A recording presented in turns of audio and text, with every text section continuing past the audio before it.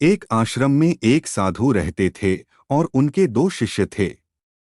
एक का नाम था कमल और दूसरे का नाम था नयन। कमल बहुत ही ईमानदार और अच्छा लड़का था। हमेशा सबका भला सोचता था और नयन हमेशा किसी न किसी का नुकसान करता था, किसी और को परेशान देखकर खुश होता था।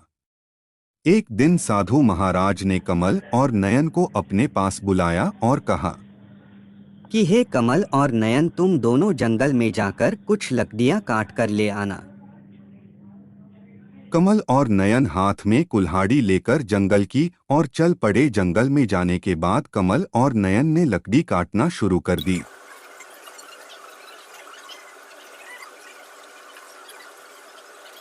कुछ समय के बाद कमल और नयन का लकड़ी काटने का काम पूरा हो गया। लकड़ी काटने के बाद कमल और नयन अपने सर पर लकड़ी लेकर जंगल से गुजरते हुए आश्रम की ओर चल पड़े।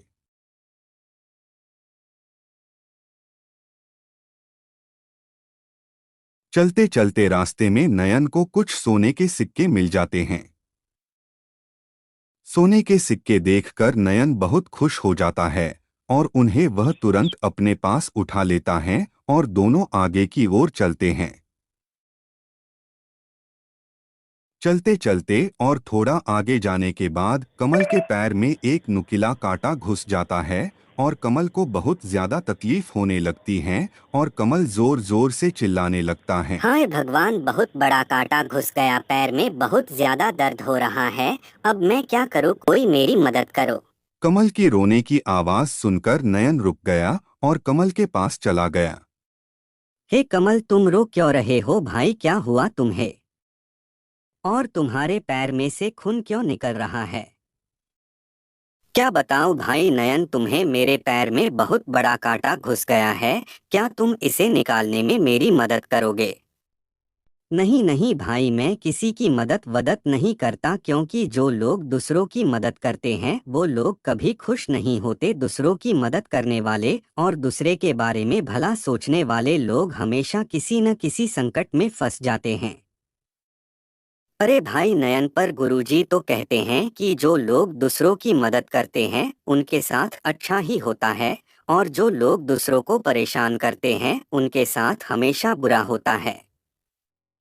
अरे भाई कमल, गुरुजी की बातें तो आश्रम में ही ठीक लगती हैं, बाहर की दुनिया में पूरा उसके उल्टा होता है।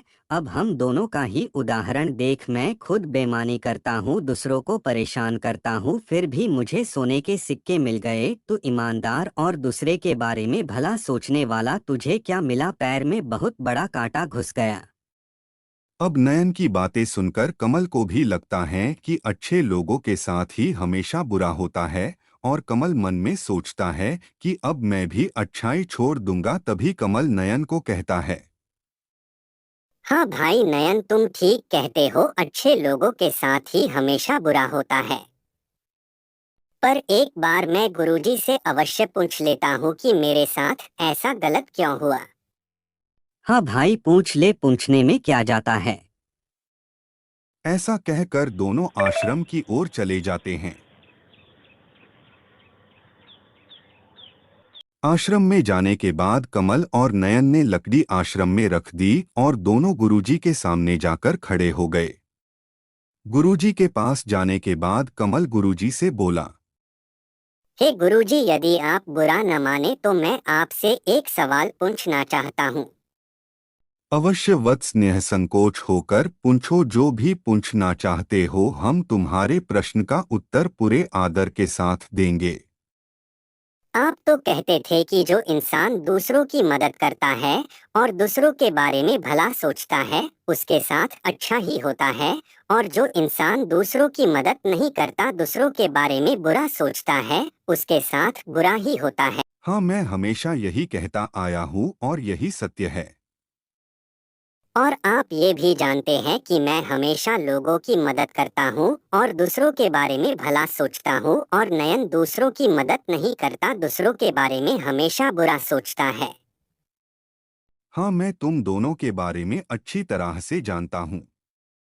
गुरुजी, जब मैं और नयन जंगल से वापस लौट रहे थे, तब नयन को कुछ सोने के सिक्के मिल गए और मेरे पैर में बहुत बड़ा कांटा घुस गया। ऐसा क्यों हुआ? देखो कमल, ये तुम्हारे साथ जो कुछ भी हुआ है वो सब तुम्हारे पिछले जन्म के कर्मों के आधार पर हुआ है। तुमने जो पिछले जन्म में पाप किए थे, उन्हीं पापों के कारण तुम्हारी आज सांप के काटने से मृत्यु होने वाली थी, पर तुम्हारे इस जन्म के पुण्य के कारण सांप का रूपांतर बड़े कांटे में हो गया और तुम्हारी मृत्यु टल गई। और नयन के पिछले जन्म के पुण्य के कारण आज नयन राजा बनने वाला था, परंतु नयन के इस जन्म के बुरे कर्मों के कारण राज सुख के बदले नयन को कुछ ही सोने के सिक्के मिल गए। गुरुजी की बातें सुनकर कमल खुश हो गया और उसने कहा, गुरुजी, मुझे क्षमा कर दो। नयन के बहकावे में आकर मैंने आपको ये सब कहा। आज के बाद मैं हमेशा लोगों की मदद करता रहूंगा और सबके बारे में भला सोचता रहूंगा। गुरुजी की बातें सुनकर नयन को भी अपनी गलती का एहसास हो गया और उसने कहा, गुरुजी, मुझे भी माफ कर दो। मैं भी आज के बाद कभी भी किसी का नुकसान नहीं करूंगा।